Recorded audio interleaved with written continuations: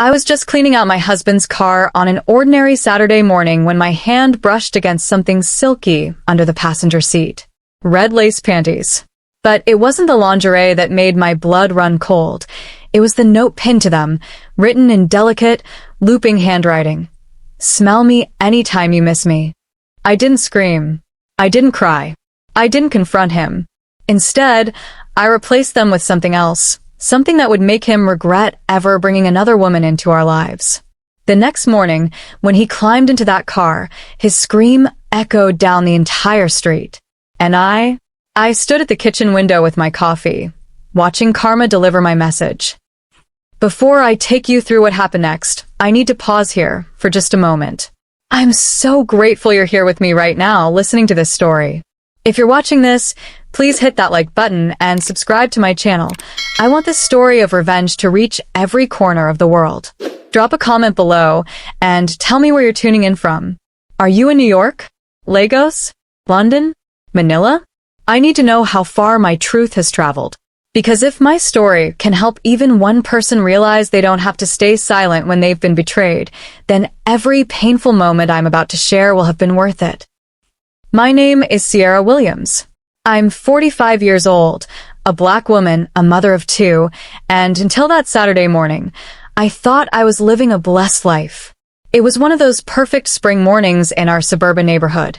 The kind where the sun filters through the trees just right, where you can hear children laughing in distant backyards, where everything feels safe and ordinary. I was in my favorite weekend uniform, old jeans, one of Derek's college t-shirts, my hair pulled back in a messy bun.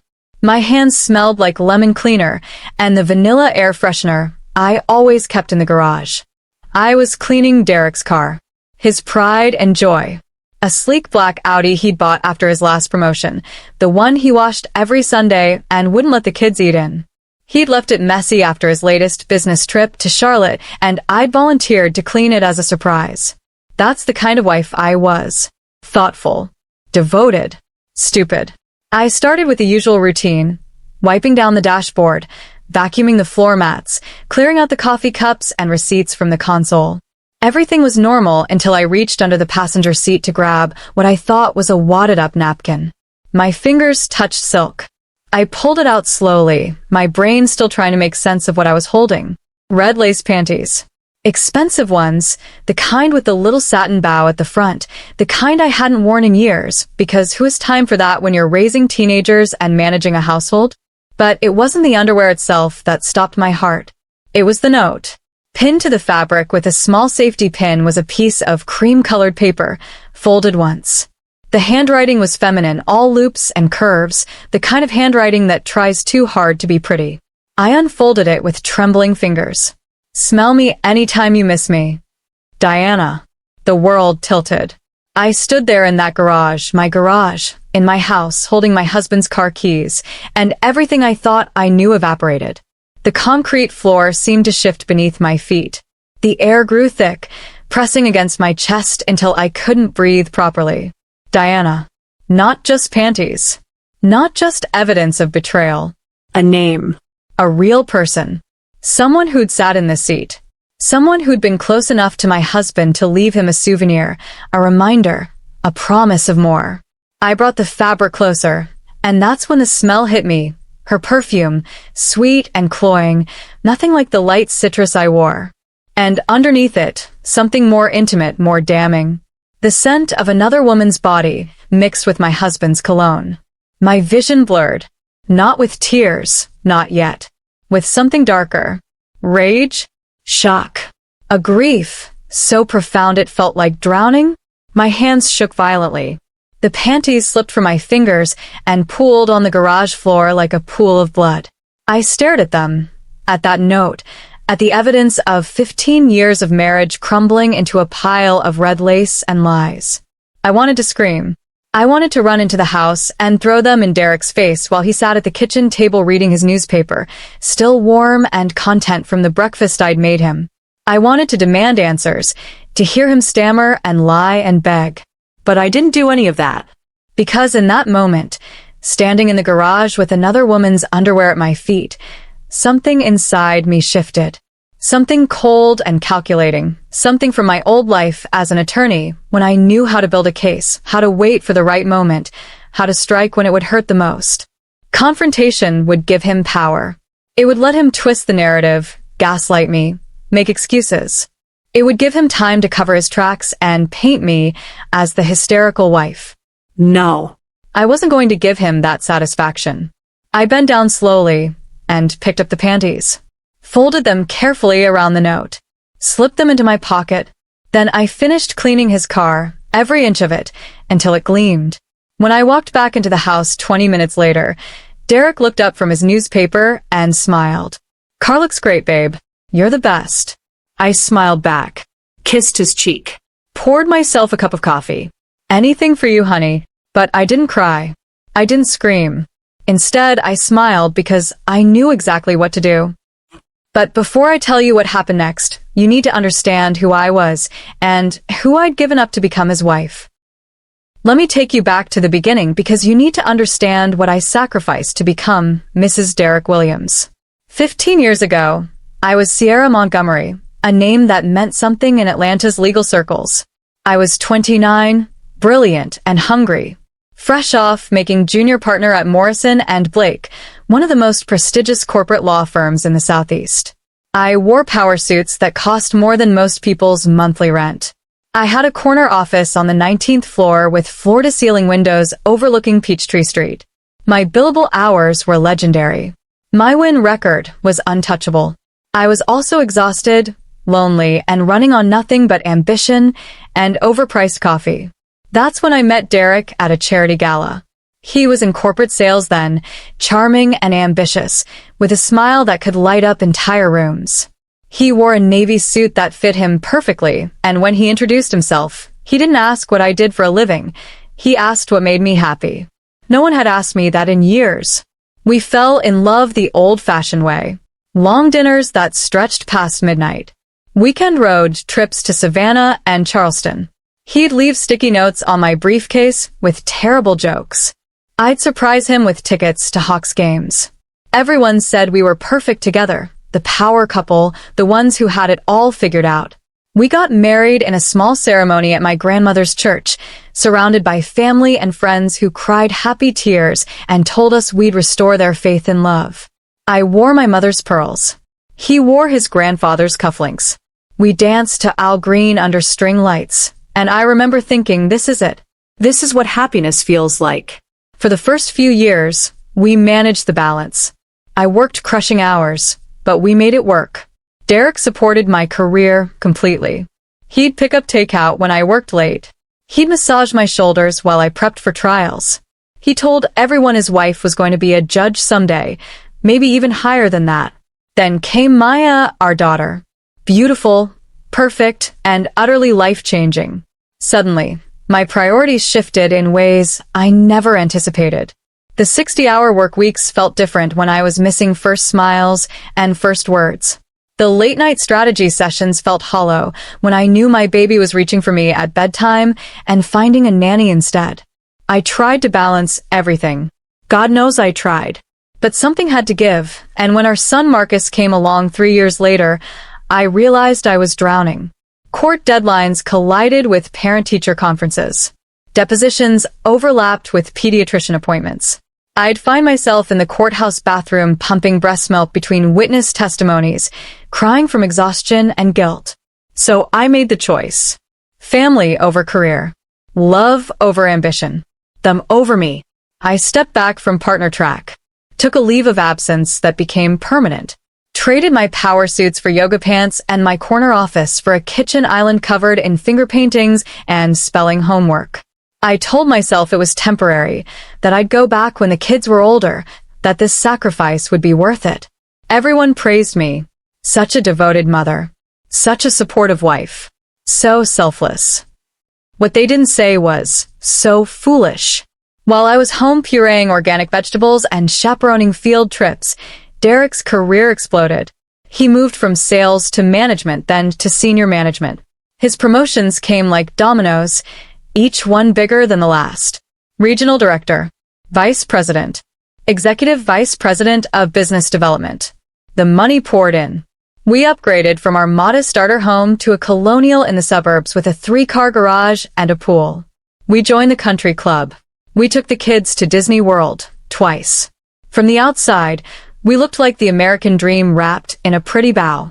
But something was shifting, so gradually I almost didn't notice. The business trips grew longer. Charlotte became a second home. Then Houston. Then Chicago. He'd leave on Sunday evenings and come back Friday afternoons, exhausted but wired with the adrenaline of closing deals and landing accounts. "It's all for us, baby," he'd say, kissing my forehead while scrolling through his phone. "Just a few more years, and we'll be set for life. The kids' college funds will be maxed out. We can travel. You can do whatever you want." Whatever I want. As if I still knew what that was. The late nights at the office became routine. Conference calls that stretched past dinner time. Weekends spent catching up on proposals in his home office with the door closed. I'd bring him coffee and sandwiches, and he'd barely look up from his laptop. Then came the small changes, the ones that seemed innocent at first. New cologne.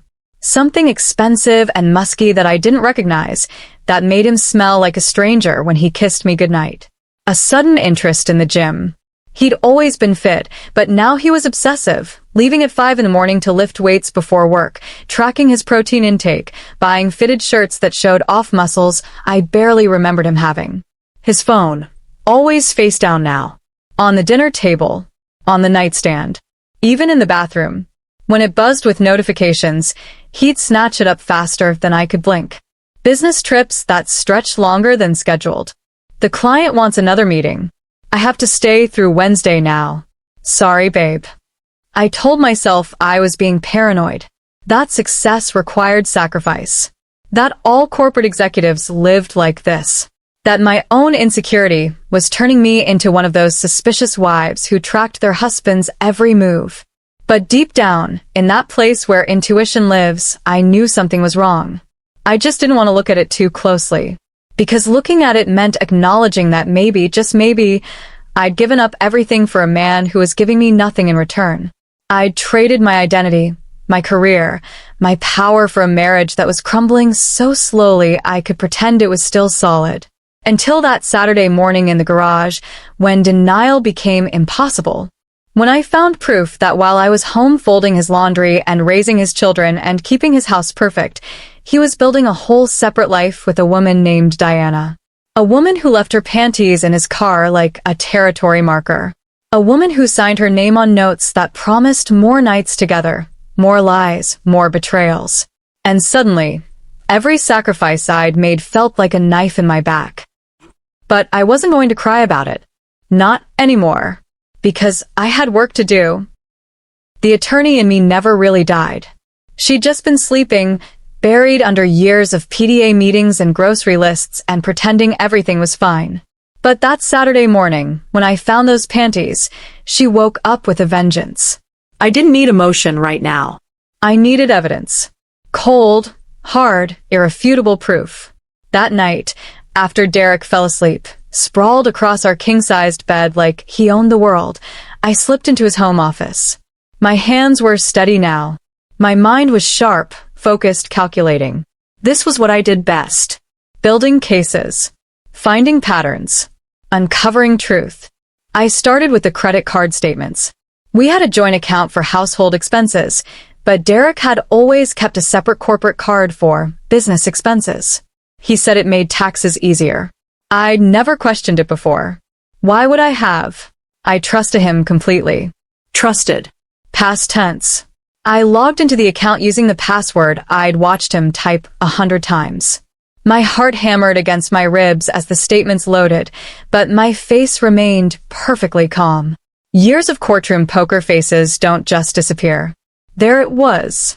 Line after line of lies. The Ritz-Carlton, Charlotte. $487. The same weekend, he'd told me he was staying at a budget hotel near the convention center.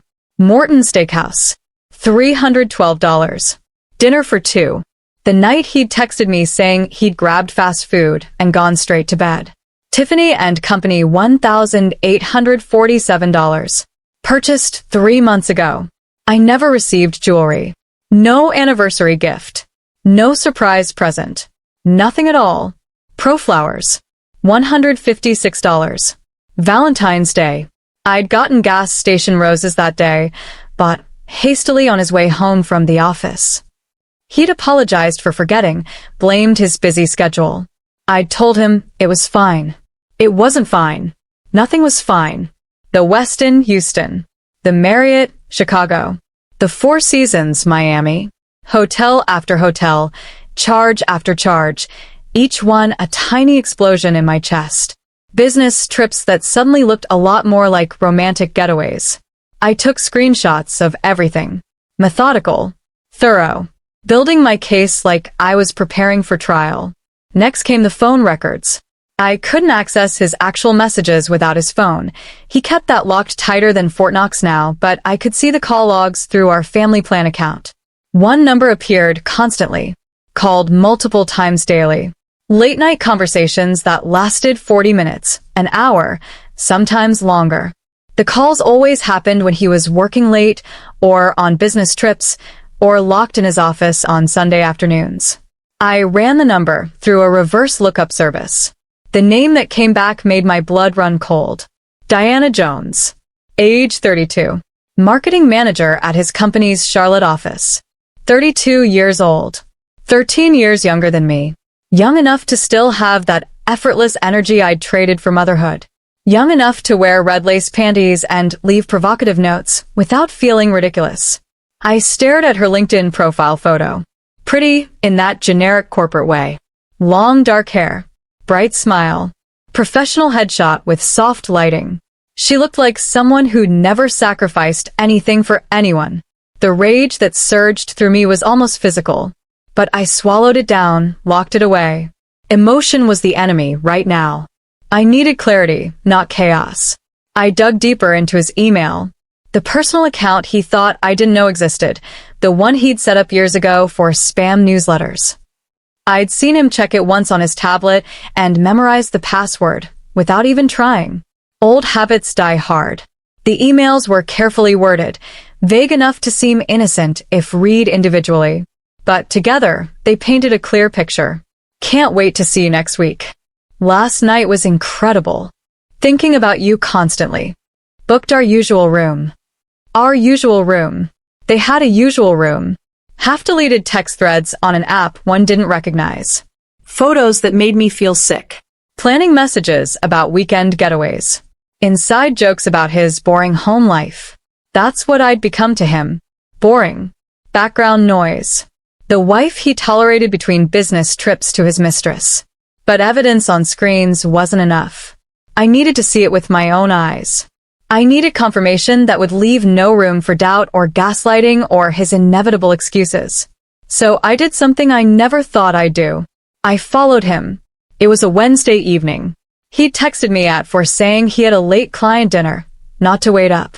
I'd responded with a supportive message and a heart emoji, playing the perfect wife. Then I'd called my neighbor, Mrs. Patterson, asked her to watch the kids for a few hours. Told her I had a book club meeting. She was thrilled to help, always saying I needed more me time. I changed into dark jeans and a black jacket.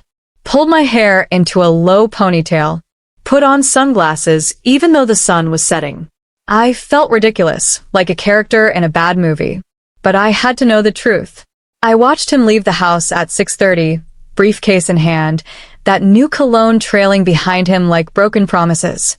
I waited 5 minutes, then followed in my car, keeping 3 vehicles between us. My legal training had included surveillance techniques for gathering evidence in corporate cases. I never imagined I'd use those skills on my own husband. He didn't go to any client dinner. He drove straight to Amelie's, an upscale French bistro downtown.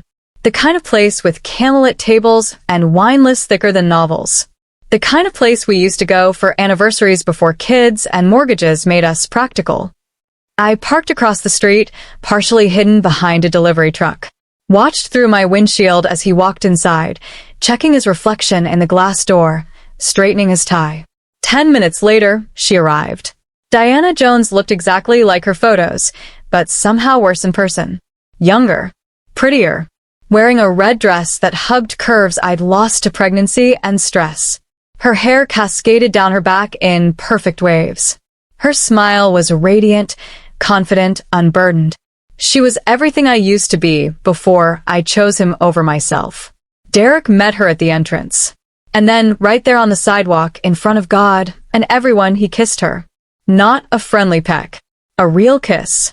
The kind that spoke of intimacy and familiarity and promises made in darkness.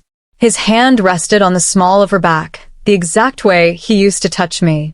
They laughed about something, their heads close together, his lips near her ear. Then they disappeared inside, probably to their usual table, to order wine and appetizers and pretend their relationship wasn't built on betrayal. I sat in my car, gripping the steering wheel so tight my knuckles turned white. But I didn't cry. Not yet. Crying could come later. Right now, I felt something clearer, sharper, more dangerous than heartbreak. I felt absolute certainty. Crystal clarity. The kind that comes when denial finally shatters and truth stands naked before you. My husband was having an affair. Not a one-night mistake. Not a momentary weakness. A full-blown relationship complete with romantic dinners, hotel rooms, jewelry, and inside jokes. He'd stolen years of my life, taken my sacrifices, and used them to fund his double life. Smiled in my face while texting another woman. Made love to me while smelling like her perfume. I took photos of them through the restaurant window. Evidence. Documentation. Insurance. Then I drove home, relieved Mrs. Patterson, tucked my babies into bed, and kissed their foreheads while they slept. They looked so peaceful, so innocent. They had no idea their father was destroying our family one lie at a time. When Derek came home at 11, smelling like wine and her perfume, I was in bed reading. He kissed my forehead, told me the client dinner ran long, asked how the kids were. I smiled, told him everything was fine, asked about his meeting. He lied smoothly, effortlessly, like he'd been practicing for months. Probably had been. Productive, he said, already undressing for bed. Exhausting though. I'm wiped out. Get some rest, I whispered, turning off my light. But as he fell asleep beside me, one arm thrown carelessly across my waist, I stared at the ceiling and thought about red lace panties and mousetraps and justice. They didn't know I was watching. And they definitely didn't know what I was planning. Because I wasn't just going to leave him. I was going to teach him a lesson he'd never forget. I spent 3 days thinking about what to do with all that evidence sitting on my laptop like a loaded gun. 3 days of smiling at breakfast, packing his lunches, kissing him goodbye while my mind churned through possibilities. I could confront him, walk into his office with printouts of every hotel receipt, every florist charge, every damning text message. Watch him stammer and sweat and scramble for explanations. Listen to him beg for forgiveness, promise it would never happen again, swear she meant nothing. But that's exactly what he'd want. Confrontation would give him control. He was a master negotiator, trained to talk his way out of impossible situations. He'd twist the narrative, make me doubt my own eyes. Tell me I was overreacting, that it wasn't what it looked like, that the stress of his job made him vulnerable. He'd gaslight me until I questioned my sanity. Make me feel guilty for snooping, for not trusting him, for being the suspicious wife instead of the supportive partner. By the time he finished spinning his story, I'd somehow end up apologizing for invading his privacy. That's how men like Derek operated. They didn't just cheat. They rewrote reality until you couldn't remember what truth looked like anymore. No. I wasn't giving him that power. Not this time. Revenge, though? Revenge could teach lessons that words never could. Revenge could make him feel exactly what he'd made me feel, shocked, humiliated, exposed, powerless. The idea came to me on the third night, while I was lying awake beside him listening to him snore peacefully like a man with nothing to hide. I thought about those red lace panties, about that note with its intimate promise, about how my hand had touched them in the darkness under his seat, how my whole world had collapsed in that single moment. What if I could give him that exact same moment, that precise instant of shock and violation and betrayal? I turned the idea over in my mind, examining it from every angle like a gemstone. It was petty, childish, absolutely perfect. But I couldn't do this alone. I needed someone to talk me through it, to tell me I wasn't losing my mind, to help me see this through without backing down. I needed Sarah. Sarah Jenkins had been my best friend since law school. She was the only person who knew me before Derek, before kids, before I'd sacrificed everything. She was a federal prosecutor now, still living that career-driven life I'd abandoned. Sharp-tongued, fearless, and completely intolerant of disrespect, especially toward women. I called her the next morning after Derek left for work, and the kids left for school. My hands shook as I pressed her number. Sierra? Her voice was concerned immediately. Girl, it's 9 in the morning on a Thursday. What's wrong? I told her everything. The panties, the note, the credit card statements, the phone records, Diana Jones, the restaurant kiss. All of it poured out in a flood of words I couldn't stop. Sarah was silent for a long moment after I finished. Then she said, her voice low and dangerous, "That motherfucker." Despite everything, I almost laughed. "Leave it to Sarah." "What are you going to do?" she asked. "I have an idea," I said slowly. "But it's a little bit crazy." "Tell me everything." So I did. I explained my plan, expecting her to tell me I was being ridiculous, that I should take the high road, that revenge was beneath me. Instead, she was quiet for exactly 3 seconds. Then she said, "Do it." "Really?" I asked. "Girl, yes. Stop protecting the man who broke you. Protect your peace. He humiliated you in the worst way possible. He deserves to feel what you felt. He deserves worse than that." Her words unlocked something inside me. Permission. Validation. The knowledge that I wasn't crazy or petty or wrong for wanting this. "But listen to me," Sarah continued, her prosecutor voice taking over. "If you're going to do this, do it right. Make it count. Make sure he knows exactly why it's happening. And document everything, because when this marriage ends, and baby, it needs to end, you're going to need ammunition." "I have evidence," I said. "Good. Keep gathering it. And when you're ready to leave, I'll help you find the best divorce attorney in Atlanta. Someone who'll make sure you get everything you deserve." We talked for another hour. Sarah helped me refine the plan, think through the details, anticipate his reactions. By the time we hung up, I felt stronger than I had in days. Years, maybe. I had a mission now. A purpose beyond cooking and cleaning and pretending. That afternoon, I drove to the hardware store. Walked past the paint samples and gardening supplies to the pest control aisle. Stood there looking at the mousetraps, feeling slightly insane but absolutely certain. I bought the strongest one they had. Metal spring. Powerful snap. The kind that would hurt without causing real damage. The kind that would send a message. The cashier, an older man with kind eyes, smiled at me. "Got a mouse problem?" "Something like that," I said, smiling back. "More like a rat problem." He chuckled, completely missing the truth in my words. "This'll do the trick." Catches them every time. "That's exactly what I'm counting on," I said. Back at home, I retrieved those red lace panties from where I'd hidden them in my closet. Unfolded the note. Read Diana's message one more time, letting the anger fuel my resolve. Then I got to work. I set the mousetrap carefully, testing the spring tension. It was strong. Perfect. I folded the note and positioned it as bait, exactly where Derek's hand would naturally reach. Added the panties around it, recreating the scene he'd left for himself. But I made one addition. On the bottom of Diana's note, in my own handwriting, I added a new line. "Don't worry. I'm sure you'll smell her again from your new apartment." The trap sat there on my kitchen counter, a promise of justice.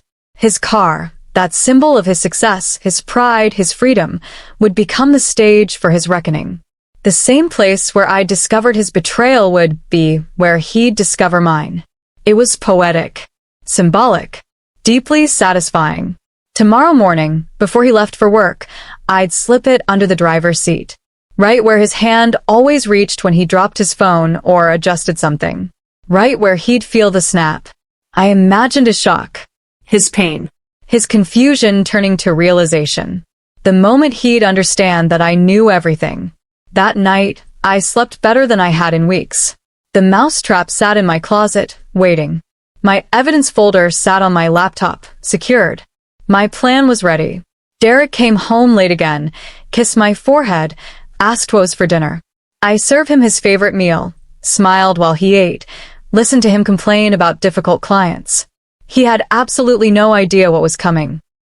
The next morning, I woke up before dawn. It was time to set the trap. Friday morning arrived with perfect weather. Clear skies, mild temperatures, birds singing in the trees like the universe itself was celebrating what was about to happen. I woke at 5:30, a full hour before Derek's alarm, my heart steady and my mind crystal clear. This was it. Game day. I slipped out of bed silently, careful not to disturb him. He was still sleeping peacefully, one arm flung over the empty space where I'd been lying. So comfortable, so secure, so completely unaware that his world was about to shatter. I retrieved the mousetrap from my closet, holding it carefully by the edges. The spring was set. The note was positioned perfectly. The red lace panties wrapped around it like a bow on a bomb. My addition to Diana's message sat at the bottom, waiting to deliver its own blow. I padded downstairs in my robe and slippers, the trap held steady in both hands. Through the kitchen window, I could see his Audi sitting in the driveway, black and gleaming in the early morning light. His pride and joy, his escape vehicle, his mobile evidence locker. Soon it would be his trap. I grabbed his car keys from the hook by the garage door and stepped outside. The morning air was cool against my skin, carrying the scent of dew and freshly cut grass. Everything felt surreal, like I was watching myself from outside my own body. The calm before the storm. The pause before thunder. I unlocked the car door. It chirped softly, obscenely cheerful. I opened the driver's side door and crouched down, my knees protesting slightly. I wasn't as young as I used to be, but I was still sharp enough to execute a perfect trap. I positioned the mousetrap carefully under the driver's seat, sliding it back just enough that it wasn't immediately visible, but close enough that his hand would find it. Derek had a habit of dropping his phone while driving and reaching down blindly to grab it. Or sometimes he'd adjust the seat position, his fingers searching underneath for the lever. Either way, he'd find it. Oh, he'd definitely find it. I studied my work for a long moment. The trap sat there innocently, the red lace barely visible in the shadows, the note folded beneath the metal bar. Perfect. Absolutely perfect. I backed out of the car, closed the door gently, and returned inside. Hung the keys back on their hook. Took 3 deep breaths to steady myself. Then I started making breakfast like it was any other Friday morning. By the time Derek came downstairs at 6:30, showered and dressed in one of his expensive suits, I had coffee brewing, eggs scrambling, and toast ready. The kitchen smelled like domestic bliss. The radio played soft jazz. I looked like the picture-perfect wife. "Morning, baby," he said, kissing the top of my head as he reached for his coffee mug. He smelled like that new cologne, the one he'd bought for her. My stomach turned, but my smile never wavered. "Good morning, honey. I made your favorite breakfast. You're the best," he said, scrolling through his phone while shoveling eggs into his mouth. Not even really looking at me. Just background noise in his carefully constructed double life. I watched him eat, each bite feeling like watching a condemned man enjoy his last meal. He had absolutely no idea. Not even a flicker of suspicion. Why would he? I'd been the perfect wife for 15 years. Trusting. Supportive. Willfully blind. "Big day today?" I asked, pouring him more coffee. "Yeah, actually. Big presentation to the executive team. Might run late tonight." He didn't even have the decency to look guilty while lying to my face. "Another late night," I said softly, more statement than question. "Sorry, babe. This promotion is so close. Just need to keep pushing." He finally looked up, gave me that charming smile that used to make my heart race. Now it just made me feel nauseous. I packed his lunch like I always did. Turkey sandwich, apple slices, granola bar, A loving note that said, "Hope you have a great day," with a heart drawn at the bottom. The irony wasn't lost on me. He finished his coffee, grabbed his briefcase, checked his reflection in the hallway mirror, straightened his tie, fixed his hair, preparing himself for another day of lies. "I'll probably grab dinner out," he said, shrugging into his jacket. "Don't wait up." Our eyes met for just a moment. His were casual, dismissive. Mine were knowing, dangerous. But he didn't see it. He never really looked at me anymore. "Oh, don't worry," I said, my voice honey-sweet. "I absolutely won't." He kissed my cheek, a quick, perfunctory press of lips that meant nothing. Then he grabbed his keys, his briefcase, his phone. "Love you," he called over his shoulder, already halfway out the door. "Love you too," I lied. I moved to the kitchen window, the one with the perfect view of the driveway. My heart was pounding now, adrenaline flooding my system. This was it. The moment of truth. Justice served cold on a Friday morning. I watched him walk to his car, so confident, so unburdened. He clicked the key fob. The Audi chirped happily. He opened the door and slid into the driver's seat, tossing his briefcase onto the passenger side. My breath caught in my throat. He started the engine, adjusted his mirror, reached for his phone in the cup holder. Then he dropped it. Of course he did. He always did. I watched as his hand disappeared below the steering wheel, reaching down toward the driver's seat, fingers searching in the shadows for his phone. I held my breath completely. Time seemed to slow down. I could see everything in perfect detail. His hand moving lower, his fingers extending, the morning sun glinting off his wedding ring, the ring that suddenly meant absolutely nothing. My pulse thundered in my ears. My hands gripped the edge of the kitchen sink so hard my knuckles ached. Just a little further, I thought. Just a little bit more. His fingers brushed against something that wasn't his phone. I saw his face shift slightly, confusion replacing his usual morning distraction. He leaned down a bit more, trying to figure out what he'd touched.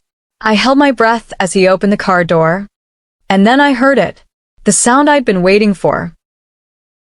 The sound was perfect. Beautiful, even. A sharp metallic crack that echoed across our quiet suburban street like a gunshot, followed immediately by a scream that shattered the peaceful Friday morning into 1,000 pieces. "Ah! Oh God." Derek's voice, usually so smooth, so controlled, so carefully modulated for boardrooms and business calls, came out raw and panicked and utterly undignified. He jerked backwards so violently that his head slammed against the car's door frame. His travel mug went flying, coffee exploding across the driveway in a dramatic brown arc that would have been comical if it weren't so satisfying. He stumbled out of the car, cradling his right hand against his chest, his face twisted in shock and pain. His mouth opened and closed like a fish gasping for air, trying to process what had just happened. From my position at the kitchen window, I could see everything in perfect detail. His hand was caught in the mousetrap.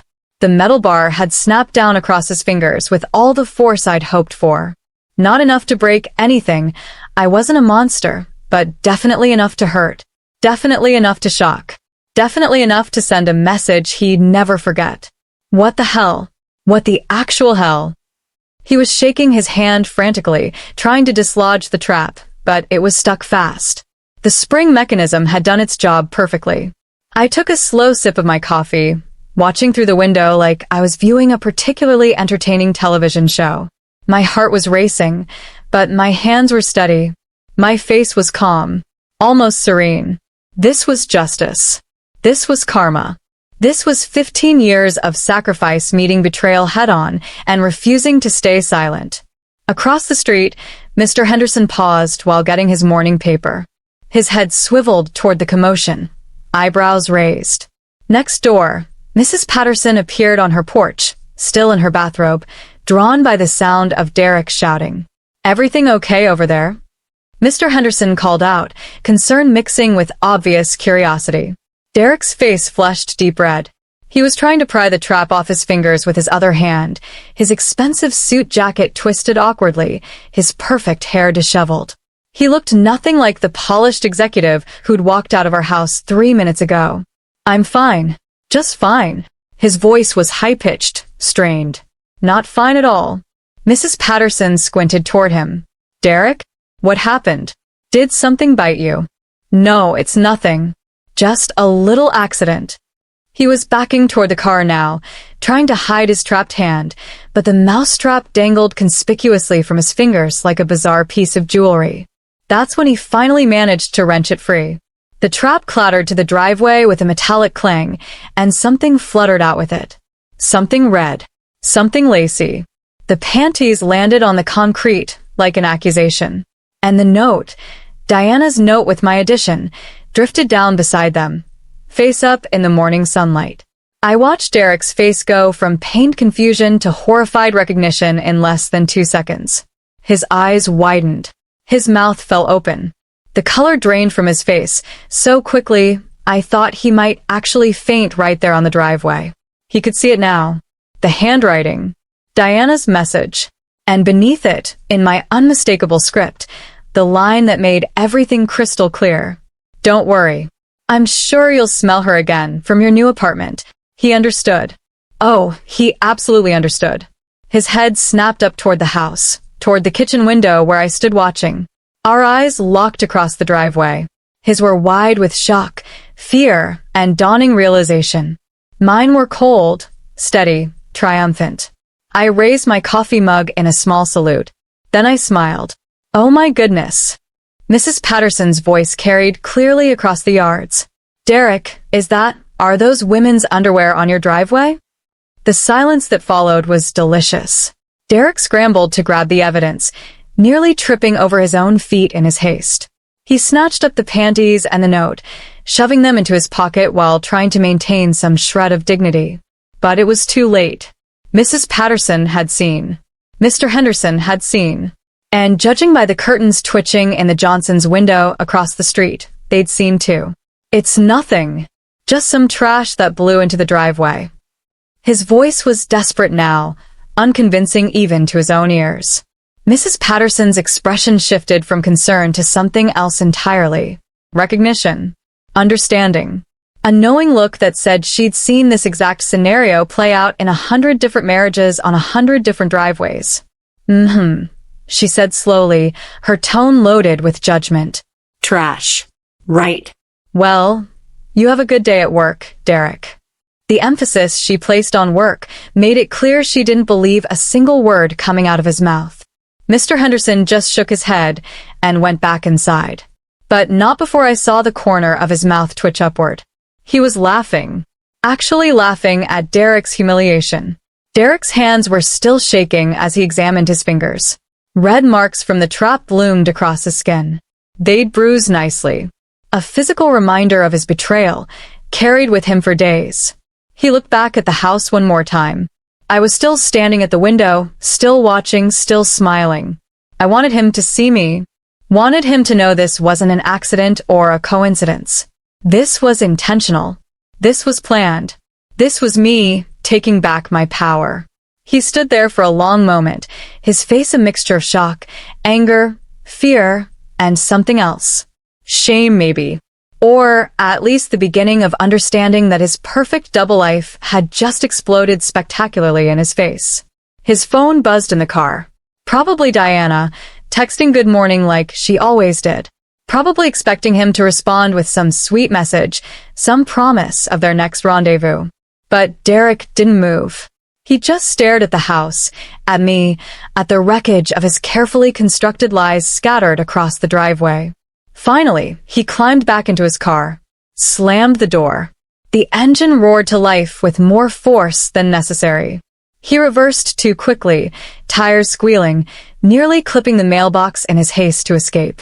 As he sped down our street, coffee still staining the driveway, neighbors still watching, I finished my coffee and set the mug down gently. Phase 1 was complete.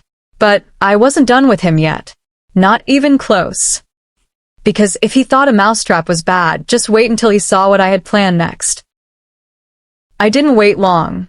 30 minutes after Derek sped away, I was ready for the next phase. I'd already packed his suitcase the night before. Every shirt, every pair of shoes, every piece of the life he thought he'd keep living under my roof. It sat by the front door, like a period at the end of a sentence. I changed out of my robe into something deliberate. Black slacks, white blouse, my old attorney blazer that still fit perfectly, hair pulled back into a sleek bun, minimal makeup, professional, powerful, the woman I'd been before I'd sacrificed everything for him. My tablet was charged and ready, every piece of evidence organized into folders. Screenshots, bank statements, photos from the restaurant, hotel receipts, text messages, phone records. A case so airtight even the best lawyer couldn't poke holes in it. Sarah had texted me twice already. How'd it go? Girl, call me when you can. I'm dying here. I texted back. Better than expected. Act 2 starting soon. Because Derek was predictable. I knew exactly what he'd do after the mousetrap incident. He'd panic. He'd call Diana. He'd need to explain, to strategize, to figure out how to manage this disaster.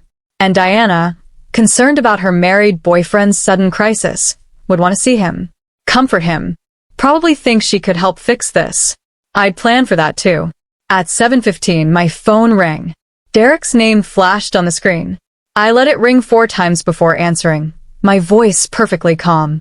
Yes, Derek? Sierra, what the hell was that? His voice was tight, angry, trying to sound authoritative. Did you put a mousetrap in my car? I did exactly that, I said evenly. Right where I found another woman's panties last weekend. Silence. Heavy and damning. I can explain.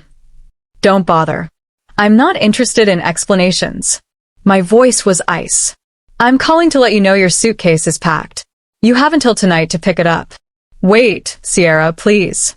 Let's talk about this like adults. You can't just. Actually, I absolutely can. Check your email. I've sent you something you might want to review before you come home. I hung up before he could respond. The email contained exactly 3 attachments, his credit card statements, screenshots of his call logs, and a photo of him kissing Diana outside Amelie's. No explanatory text needed. The evidence spoke for itself. I dragged his suitcase out to the front porch, sat down on the steps to wait, my tablet balanced on my knees. The morning had warmed up nicely. A few neighbors were still milling about, clearly lingering after the earlier spectacle. Mrs. Patterson was deadheading her roses, but kept glancing toward my house. Mr. Henderson was washing his car, very slowly. The Johnsons were sitting on their porch with coffee, not even pretending they weren't watching. Let them watch. I was done hiding, done pretending, done protecting a man who'd never protected me. At 8:30, Derek's Audi came roaring back down the street. He parked haphazardly in the driveway and practically leaped out, his face flushed with anger and panic. His hand was visibly swollen where the trap had caught him. Sierra, get inside. We need to talk privately. He was trying to sound commanding, but his voice shook. I stayed seated. No, actually. I'm quite comfortable here. You put our business in the street. The neighbors saw. Don't worry, everyone, I called out, my voice carrying clearly across the quiet street. Several heads turned immediately. My husband just found out what cheating feels like. Derek's face went purple. Sierra, stop this right now. Stop what? Telling the truth? Isn't honesty important in a marriage, Derek? I stood up, my tablet held loosely in one hand. The lawyer in me had fully returned now. Come. Collected. Devastating. It's not what you think. Diana is just a colleague. Diana Jones, marketing manager, Charlotte office. Age 32. You've been sleeping with her for at least 8 months. I rattled off the facts like I was presenting to a jury. You've spent over $15,000 on hotels, dinners, and jewelry for her. You've taken 4 separate trips together disguised as business conferences. How did you? I was an attorney, remember? Investigation is literally what I was trained to do. You just got sloppy because you thought I was too busy with laundry and carpools to notice. I opened my tablet. Would you like me to show the neighbors the receipts? I have them all right here. He lunged forward, trying to grab the tablet. Give me that. Touch me and I'll call the police. My voice was steel. He froze. That's when another car turned onto our street. A silver Honda Civic. My heart rate kicked up a notch. Right on schedule. Diana Jones had come to check on her boyfriend. She parked behind Derek's car, her face concerned as she climbed out. She was wearing business casual, probably had taken a personal day to drive up from Charlotte after his panicked phone call. "Derek, are you okay? You sounded so upset on the phone." Her words died as she took in the scene. Me on the porch, his suitcase beside me, the neighbors watching, the tension crackling in the air. Her eyes went wide. "Oh my God. Diana Jones, I presume?" I said pleasantly. "So nice to finally meet you in person. I'm Sierra, Derek's wife of 15 years. She looked at Derek, her face cycling through confusion, understanding, and horror in rapid succession. "You said you were separated. You said the divorce was almost final. Did he now?" I smiled without warmth. "That's interesting, because we're still very much married, still living in the same house, still sharing the same bed, still wearing our wedding rings." Diana's hand flew to her mouth. "You lied to me? You told me." "He lies to everyone, Diana. That's what cheaters do." I turned my attention back to Derek. "Did you tell her about our kids? Marcus and Maya? Or did you conveniently forget to mention them too?" "You have kids." Diana's voice was small now, devastated. The neighbors weren't even pretending not to watch anymore. Mrs. Patterson had given up on her roses entirely. The Johnsons had moved to the edge of their porch. Even Mr. Henderson had stopped washing his car. Derek stood there, caught between his wife and his mistress, both of us staring at him with very different expressions. Me with cold satisfaction. Her with betrayed shock. "This is a misunderstanding," he tried weakly. "Both of you, just calm down. Don't you dare tell me to calm down," I said, my voice sharp enough to cut. "You destroyed our marriage. You stole years of my life. You made me question my sanity while you were living a double life. I never meant for this to happen, but it did happen. And now everyone knows exactly what kind of man you are." I picked up his suitcase and walked it down to him. "Your clothes, your toiletries, your wedding ring can join them. You're not welcome in this house anymore." Diana was backing toward her car, tears streaming down her face. "I can't believe this. I can't believe you lied to me." "Diana, wait." Derek reached for her, but she jerked away. "Don't touch me. You told me she knew. You told me you were getting divorced." She was sobbing now, humiliated in front of an audience of strangers. "Congratulations, Derek," I said softly. "You've managed to betray two women in one morning. That must be some kind of record." He stood there in his expensive suit with his swollen hand and his packed suitcase, watching his mistress drive away in tears, facing his wife's unwavering stare, surrounded by neighbors who'd witnessed his complete unraveling. "Sierra, please. The kids. The kids will be fine. Better than fine, actually. They'll have one honest parent instead of two miserable ones pretending." I walked back to the porch, picked up my tablet, and looked at him one last time. The man I'd loved. The man I'd sacrificed everything for. The man who'd thrown it all away for red lace panties and hotel rooms. "My lawyer will be in touch. Don't come back here." Then I walked inside and closed the door, leaving him standing in the driveway with everything he deserved. Absolutely nothing. The divorce papers were filed by Monday morning. Sarah connected me with Marcus Chun, the most ruthless family law attorney in Atlanta. A man who'd built his reputation on making cheating spouses pay for their betrayals, both financially and publicly. Our first meeting lasted 3 hours. I walked in with my tablet, my folders, my meticulously organized evidence. Marcus looked through everything with the appreciation of a man who recognized quality work when he saw it. "This is exceptional," he said, scrolling through the documentation. Hotel receipts, credit card statements, photographic evidence, text message records. "Mrs. Williams, you've essentially done half my job for me." "I was an attorney once," I said. "I know how to build a case." "Were you now?" He looked at me with renewed interest. "Morrison and Blake? Junior partner." Left the firm 11 years ago when my second child was born. Their loss. He closed the tablet and leaned back in his chair. Here's what we're going to do. Georgia is an equitable distribution state, but with evidence of adultery this strong, we're pushing for the house, primary custody, alimony, and a significant portion of his retirement accounts. He wanted to play games? We'll show him what games really look like. I want the car too, I added. The Audi. Not to keep it, to sell it. Marcus smiled slowly. The one where you found the evidence? Exactly that one. Poetic justice. I like it.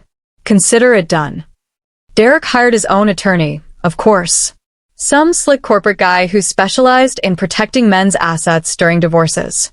But all the expensive suits and aggressive posturing in the world couldn't change the facts. The evidence was overwhelming.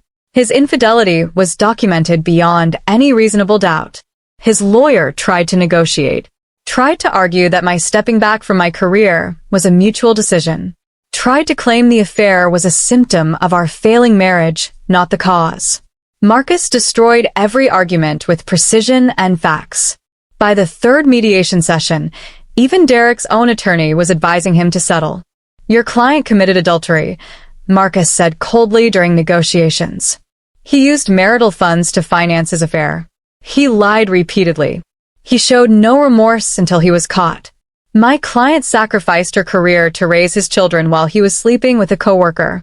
If you want to take this to trial, we'll be happy to present all of this evidence to a judge. And the local media, who I'm sure would love this story. The threat of public humiliation did what legal arguments couldn't. Derek settled within 6 weeks. I got the house. Full custody with his supervised visitation rights. Alimony that would last until I chose to remarry, which wasn't happening anytime soon. Half his retirement accounts. And yes, his beloved Audi. The day the divorce was finalized, I sold that car to the first buyer who made a reasonable offer. Didn't even negotiate. Just wanted it gone, wanted the money, wanted to erase that particular symbol from my life. Then I walked into a Mercedes dealership and bought myself the car I'd always wanted. Sleek. Powerful. Silver with black leather interior. The salesman asked if I wanted to discuss financing options. No need, I said, sliding my bank card across his desk. I'll pay in full.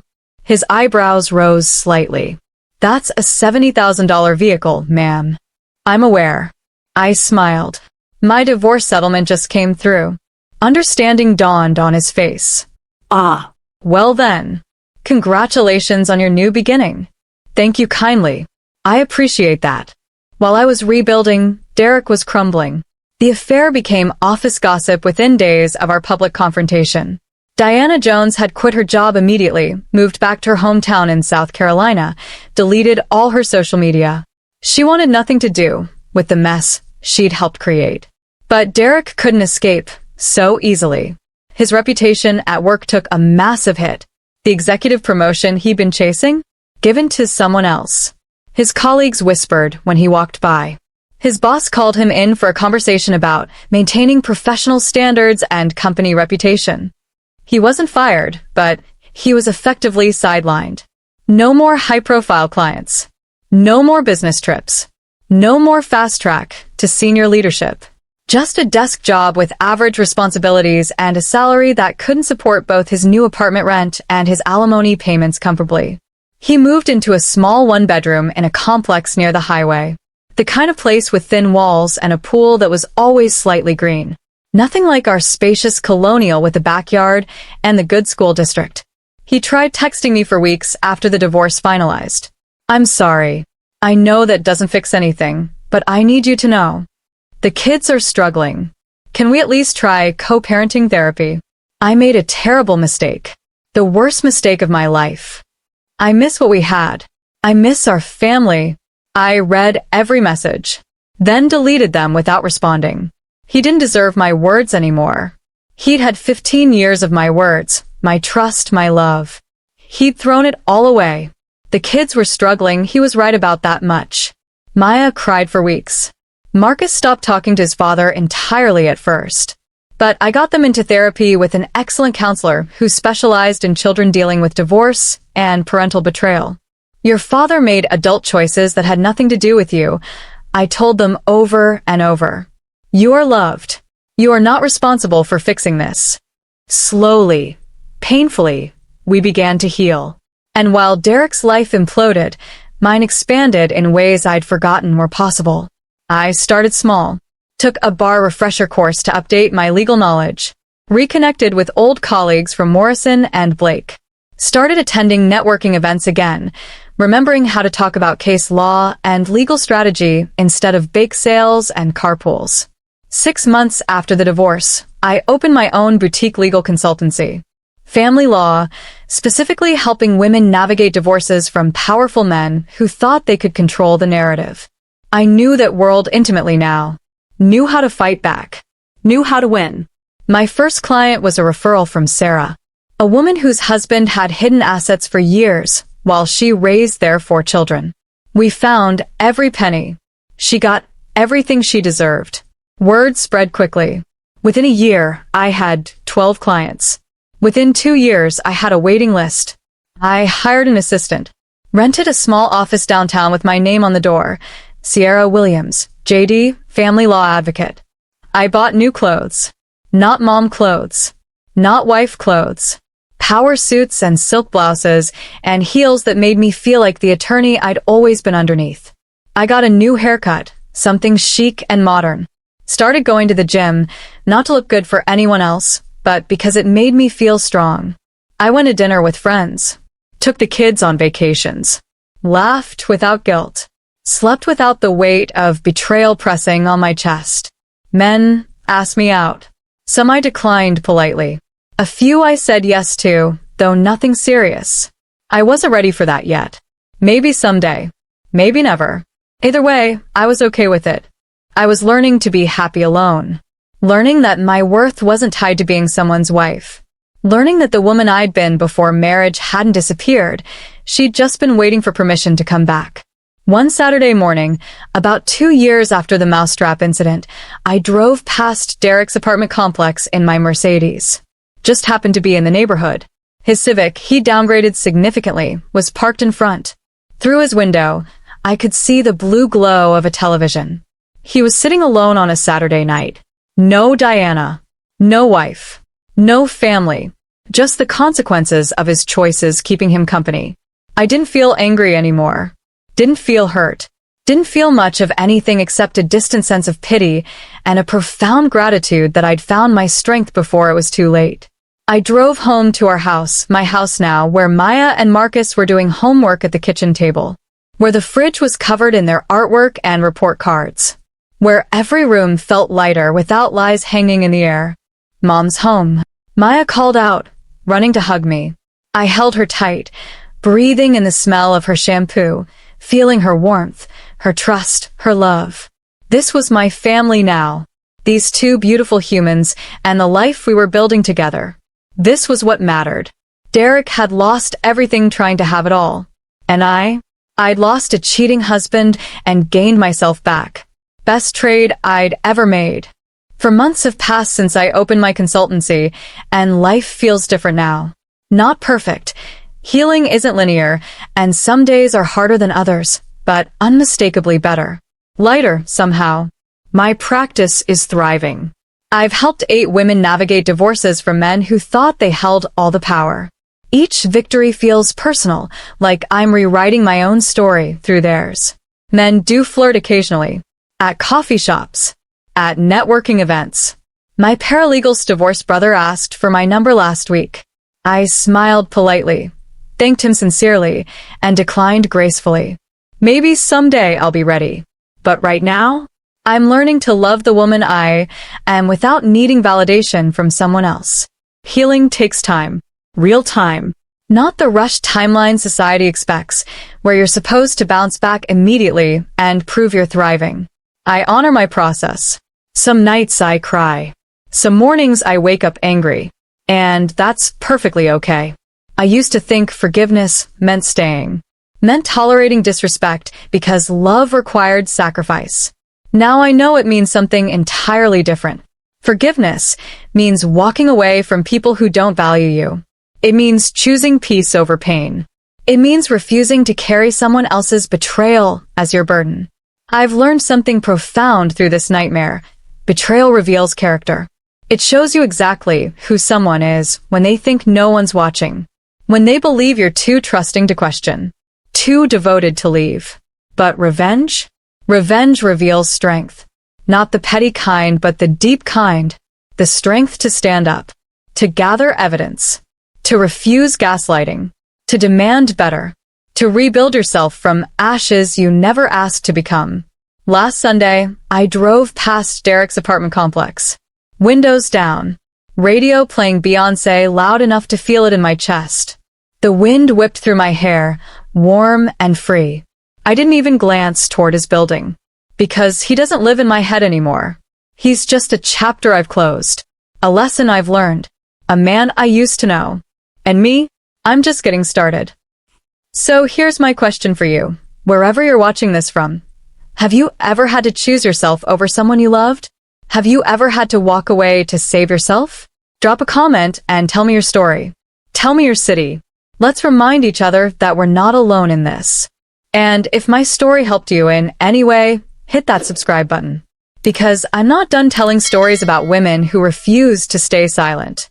On the screen, you can see 2 new life stories that I highly recommend. Thank you for listening. Thank you for being here. Now go choose yourself. You deserve it.